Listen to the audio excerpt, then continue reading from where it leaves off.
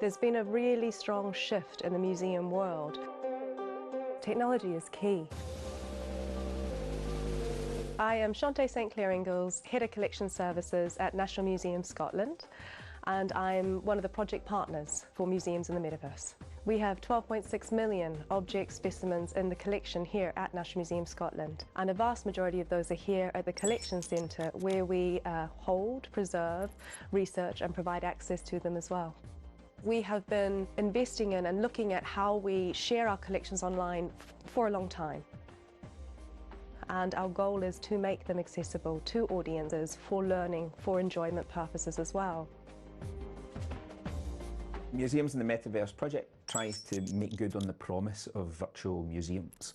We can bring objects that aren't together in the real world together from different collections, from different parts of the world. In some cases we can even put back together things that are broken, or maybe we can bring back to life things that have been destroyed.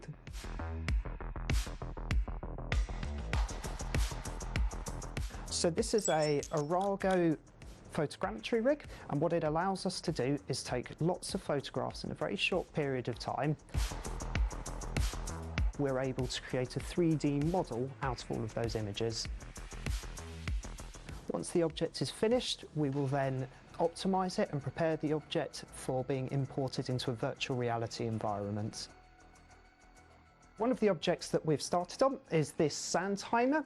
It's produced from wood from Robert Burns' cottage, and it's an object that people wouldn't be able to access that regularly due to its fragility and its small size, its shape, so it allows us to get that displayed for a lot more people. We will initially start with exemplar experiences, which will act like prototypes and proof of concept really. Or I'm able to pick up and look at Edinburgh Castle. And it's not just me that gets to do this, right? Anybody who uses the Museums in the Metaverse platform will be able to do this with objects and environments from their story. For the idea that people will be able to build their own museum experience and other people will be able to experience those creations. We're going to try and crack some of the problems to do with technology and access technology, but one of the barriers for virtual museums is not everyone has the equipment to view them, so not everyone has a virtual reality headset. They are becoming cheaper, they are becoming easier to come by, but it may yet for a while be the case that you visit an arcade or a site which has the equipment waiting for you. One of the opportunities that the virtual presents us is the ability to engage with collections where you are the curator. Co-curation, collaboration, bringing more voices into that narrative is something we are really dedicated to, and many museums are. But this puts you in the curating seat. I personally don't think the digital will ever replace the physical. That kind of tradition that we've built up in heritage spaces around material cultural collections, that's been with us for hundreds of years. It'll be interesting to look at how we create that kind of social experience online, but I don't think we're there yet.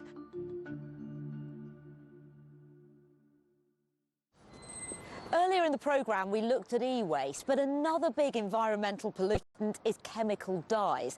Things like textiles, paper, plastic, inks, they're all dyed to make rich colours. But that high demand comes at a high price for the planet, of course.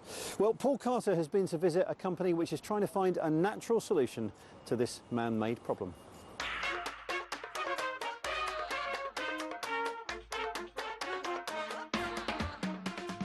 Colour is powerful, and it's so powerful it can even impact our emotions. But to create those rich pigments that textiles need, not only are chemicals left over in our water systems, but industries need to take from the natural world. The industry as a whole is using upward of 5 trillion litres of water a year. 700,000 tons of just pigments and dyes, not to mention all the other chemicals that go into textiles and clothing.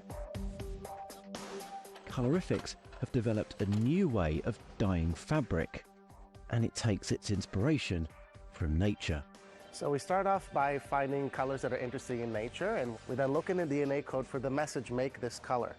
We then have to basically copy it, put it into our microorganism. But how do we get from the genetic code to the final dyed fabric. We can mix and match those pieces of DNA sequence in different ways, which ultimately come together to build nice colour and move on to actually building them and putting them into our microbe. With their DNA to make a new pigment, the microbes are left to grow in a small scale before being sent off to the analytics team. Meet Scotty. It's a robotic machine that preps the DNA samples. Then the team will separate each chemical compound to check every detail of the pigment. Once they have the final DNA sequence, the microorganism then makes its way to fermentation. What we're looking at here is a fermenter, and what's inside is some of our lovely colourful bugs. Our bugs, they're quite simple creatures, kind of like me and you. The essentials they need is they like lots of oxygens. They love food, just again like us. That's what they need to grow, and we hope make pigment as well. We'll continue this growing until we're sure it's kind of eaten all the food in there and it's kind of got as colourful as possible. You can take a sample. This is then what we will dye with. That will go onto the fabric, and we all know we wouldn't be too impressed in a shop if when you're looking through the rack everything's a slightly different colour.